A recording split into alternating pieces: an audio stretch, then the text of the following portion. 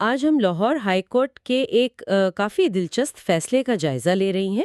یہ Zulfiqar بنام additional session جج والا کیس ہے جو 2021 میں رپورٹ ہوا۔ جی 2021 PCRLJ 1779 یہ اہم اس لیے ہے کہ یہ ایکس آفیشو جسٹس آف دا پیس کے اختیارات کو واضح کرتا ہے۔ بالکل، اور یہ بھی کہ اگر پولیس کسی شہری کی جائز شکایت پر FIR نہ کاٹے تو کیا ہوتا ہے۔ ہاں، خاص طور پہ اس حوالے سے تو مختصراً کہانی یہ تھی کہ ایک صاحب پر زمین کی فروخت میں دھوکہ دہی کا الزام لگا۔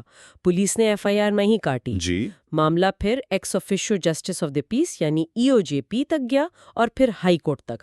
تو آئیے اس پہ ذرا غور کرتے ہیں کہ قانون کیا کہتا ہے۔ ضرور۔ تو ہوا یہ تھا کہ رسپونڈنٹ نمبر 4 نے الزام لگایا درخواست گزار ذوالفقار پر کہ انہوں نے زرعی زمین کوئی 19 مرلہ بیچنے کا معاہدہ کیا۔ جی ہاں، کل رقم 6 لاکھ تھی اور 3 لاکھ بیانہ بھی لے لیا گیا تھا۔ اچھا، اور پھر بعد میں مبینہ طور پر کوئی دھوکہ دہی سامنے آئی۔ جی، الزام یہی تھا۔ اور جب متعلقہ SHO تھانہ برکی لاہور کے انہوں نے کارروائی نہیں کی تب وہ شہری EOJP کے پاس گئے۔ اچھا، یہ EOJP کا ادارہ کیا ہے؟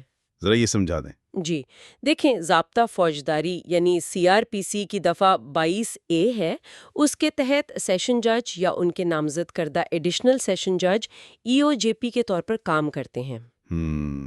یہ نظام یوں سمجھیں ان شہریوں کے لیے ایک راستہ ہے جن کی شکایت پر پولیس FIR درج نہیں کرتی، حالانکہ شکایت سے قابل دستاندازی جرم یعنی کوگنیزیبل آفینس بنتا ہو۔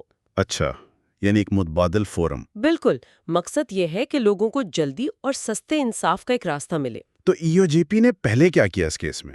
پہلی درخواست پر EOJP نے 31 اکتوبر 2014 کو ایک حکم دیا۔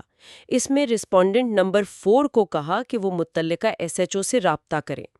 سیدھا سادہ حکم تھا۔ لیکن ہوا یہ کہ مبینہ طور پر SHO صاحب نے اس حکم پر کوئی عمل نہیں کیا۔ یعنی عدالتی حکم کو نظر انداز کر دیا۔ یہ تو کافی سنگین بات ہے۔ بالکل، اسی لیے رسپونڈنٹ نمبر 4 دوبارہ EOJP کے پاس گئے۔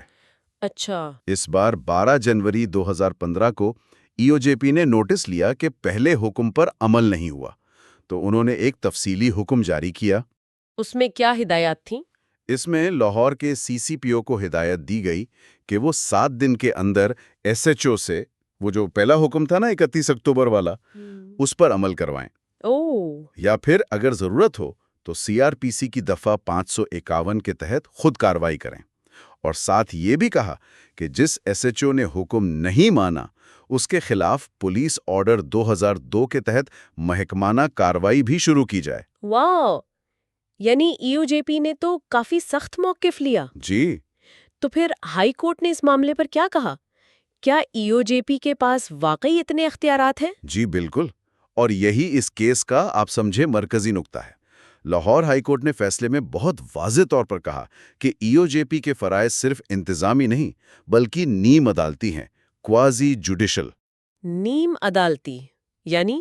مطلب وہ مکمل عدالت تو نہیں، لیکن ان کے پاس قانون کے تحت فیصلے کرنے اور ہدایات جاری کرنے کا ایسا اختیار ہے جو عدالتی معیت کا ہے۔ اچھا، اور عدالت نے یہ بھی کہا کہ پولیس آرڈر 2002 کا آرٹیکل 41M ہے، اس کے تحت پولیس آفیسرز EOJP کے قانونی احکامات ماننے کے پابند ہیں۔ اور اگر وہ نہ مانے تو اس کا کیا نتیجہ؟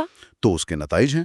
ہائی کورٹ نے نشاندہی کی کہ پولیس آرڈر 2002 کا آرٹیکل 155 ہے۔ جی، وہ یہ کہتا ہے کہ اگر کوئی سرکاری ملازم جس میں پولیس آفیسر بھی شامل ہے جان بوجھ کر اپنے قانونی فرائض نظر انداز کرے یا انکار کرے تو یہ ایک جرم ہے۔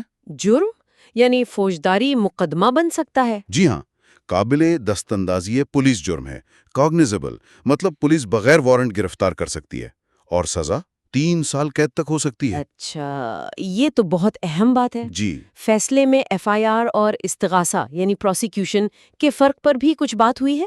ہاں، اس کی وضاحت بھی ضروری تھی۔ عدالت نے کہا کہ آرٹیکل 155 کے تحت حکم نہ ماننے والے پولیس آفیسر کے خلاف FIR درج کرنا ایک الگ چیز ہے۔ ٹھیک ہے۔ اور اس افسر کے خلاف باقاعدہ محکمانہ یا عدالتی کارروائی یعنی پروسیکیوشن شروع کرنا وہ ایک الگ مرحلہ ہے۔ FIR فوری طور پر درج کی جا سکتی ہے تاکہ قانون حرکت میں آئے۔ سمجھ گئے۔ اور جہاں تک اصل شکایت کا تعلق ہے، یعنی جو شہری لے کر آیا تھا، تو ایس ایچ او کا فرض ہے کہ اگر ای او جی پی کے حکم پر ملی شکایت سے قابل دستاندازی جرم بنتا ہو تو ایف آئی آر درج کرے، اور اگر نہ بنتا ہو تو پھر قانون کے مطابق تحریری طور پر وجوہات بتائے کہ ایف آئی آر کیوں درج نہیں کی جا سکتی، یہ نہیں کہ بس سنی انسنی کر دے۔ بالکل واضح ہو گیا۔ تو آخر میں ہائی کورٹ نے کیا فیصلہ دیا؟ درخواست گزار کی پٹیشن کا کیا بنا؟ ہائی کورٹ نے ذوالفقار یعنی درخواست گزار کی پٹیشن خارج کر دی اور ای او جی پی کا وہ جو 12 جنوری 2015 والا حکم تھا نا، اسے پوری طرح برقرار رکھا۔ یعنی ای او جی پی کا حکم درست مانا گیا؟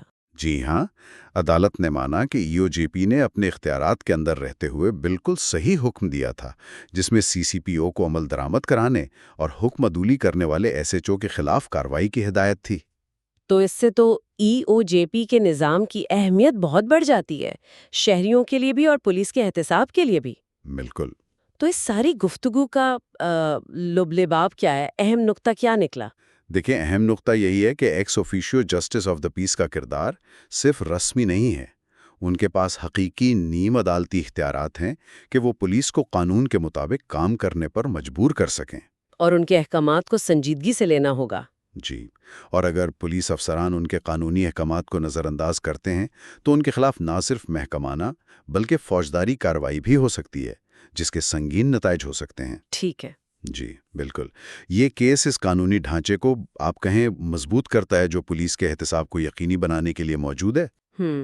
البتہ یہ ایک اہم سوال بھی ذہن میں لاتا ہے، وہ یہ کہ کیا عملی طور پر پورے ملک میں یہ نظام اتنا ہی مؤثر ہے جتنا ہمیں قانون کی کتابوں میں نظر آتا ہے؟ اچھا نکتہ ہے۔ اور کیا ہر شہری کو اس قانونی راستے تک یکساں رسائی حاصل ہے یا اس میں بھی رکاوٹیں ہیں؟ یہ ایک غور طلب بات ہے نا؟ You are watching Legal Gupshup and GK with MD, your source for legal, historical, and breaking news. Don't forget to like, subscribe, and share for more informative content.